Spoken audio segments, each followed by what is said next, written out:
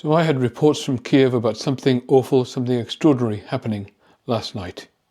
This is a capital city in Europe that has actually been relatively protected from the war for some time now. There has been minor engagement with Kyiv for most of this conflict, and almost all of the fighting has been in the east until they went to bed last night. And about 1 a.m. last night, people were awoken to the sound of a drone overhead. Some of them remembered what that drone sound was. It was the sound of a Shahed suicide drone. And when they looked out the window, they found indeed there was a drone overhead on its way, and soon after that it was followed by dozens and dozens more. At least 12 people were killed and many dozens more were injured, and hundreds had been made homeless by this overnight carnage. Last night's bombardment involved a vast array of munitions, including 11 ballistic missiles. But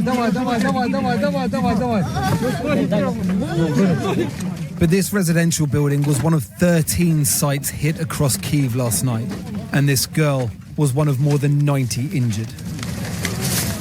So far, the death toll has reached 12, the deadliest bombardment on the capital since last July. Now, why did this happen? Why all of a sudden was the capital city of Ukraine, was Kyiv, bombed in this way by the Russians? Why did they choose to do it then? Well, the night before, Trump had issued another attack on Zelensky, whining and moaning about how he was too difficult to work with and not accepting the terms that Trump had put forward, which were essentially the terms of abject surrender, asking Ukraine to give its territory away to Russia for nothing in return, and no actual security guarantee of any kind, i.e. no confidence, no reassurance that Russia won't just be allowed to continue down the line. He says he's put pressure on Vladimir Putin.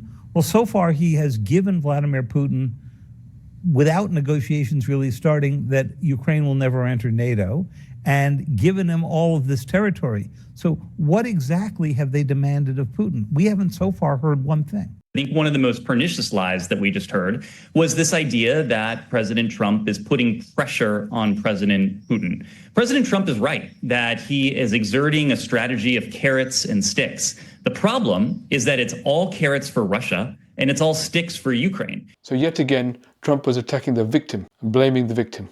And it's not difficult to see how this would result in the Russians feeling like they have an open season, like they have carte blanche. There's no America standing up to them anymore. In fact, if anything, America is on their side, casting aspersions at Russia's enemy. And so they felt liberated.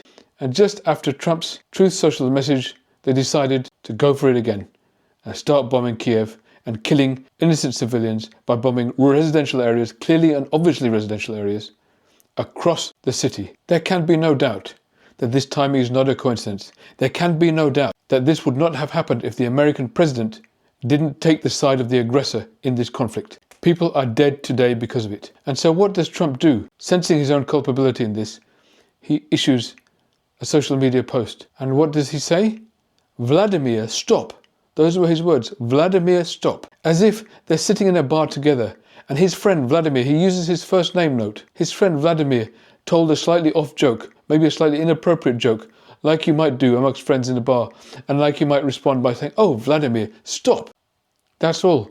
Can you imagine any other world leader reacting to the murder of innocent civilians in a European capital with words like that? Think back to the condemnation that has come forth from European leaders in the 3 years since Russia started this war. The stirring and unambiguous words of condemnation that they have issued to Putin again and again. And what do we get from Trump? Vladimir, stop. And what did he say after that? It's not good timing. Can you imagine? That is his concern. The timing is his concern. Not the death of innocents. Not the whole act of mass murder in the European capital. No, it's not good timing, mate. You should have done it at a different time, when I wasn't just talking about a peace deal I was trying to arrange on your behalf, conceding everything you'd asked for. And even that deeply feeble messaging was itself further downgraded in his cabinet meeting later that day. When the cameras were there, never mind a slap on the wrist, there wasn't any pushback at all. But said with far less sting or any direct criticism of Vladimir Putin just a few hours later. I don't like that it takes long at all, but I think they both want to make peace. I do believe so. There's a lot of hatred there. There's a lot of very bad blood. a lot of distrust. But I think I hope we're going to get there for the sake of a lot of young people that are dying.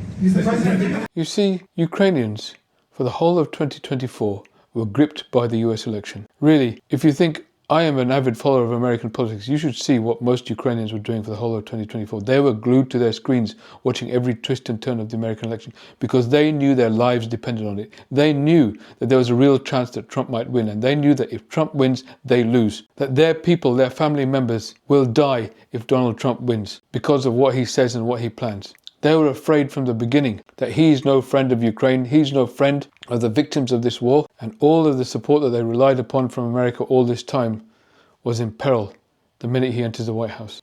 And he is proving that to be absolutely true. At no point in this entire process has he ever exerted any pressure on Russia. All the pressure has been one way, on Zelensky. And so, without doubt, as a result of that, Russia feels emboldened. We can do what we like. He doesn't even acknowledge we're responsible for bombing our neighbours. He says they're responsible. Russia bombs Ukraine, and Ukraine are the ones to blame. What happened last night was a culmination not just of that messaging, but of messaging and verbalizations that have come from Trump for weeks and months now. Remember how he said that if Zelensky couldn't fight off Russia, then he shouldn't have started this war? He actually said that. Why would you start a war with a country so much bigger than you that you have to then go around begging for help when you can't defend yourself against them? This is when Trump's detachment from reality costs lives. It's costing livelihoods in the States, it's costing lives abroad, and this is only the third month of his administration. It is almost impossible to imagine the damage that this man can do in his own country and around the world in the space of 4 years. Thank you for watching my video. I'm a psychiatrist. I'm also interested in philosophy and public policy and politics. I aim to make a number of videos about these subjects and particularly the intersection between them. If you're able to like and subscribe to this channel, then it'll really help, and also put in some comments whenever you can. That'll really help the algorithm. It'll really help promote this channel to other people. Now, beyond that, we are all, unfortunately, at the behest of a very small number of people who seem to run everything these days. And we are all at the whim of a tech oligarch who could decide tomorrow to end a channel like this because it's not in their favor. And because of that, I've set up a kind of email newsletter, which you can subscribe to. At the top of the channel, you'll see a web address. Please go there and subscribe to my newsletter. That way you can stay in touch with the videos I'm making. At least we can keep the content flowing. So I hope you can do that. And I hope we can keep talking and also gain clarity, not just about what's happening right now, but how we can get through this, how we can improve things to make a better tomorrow together. Thank you.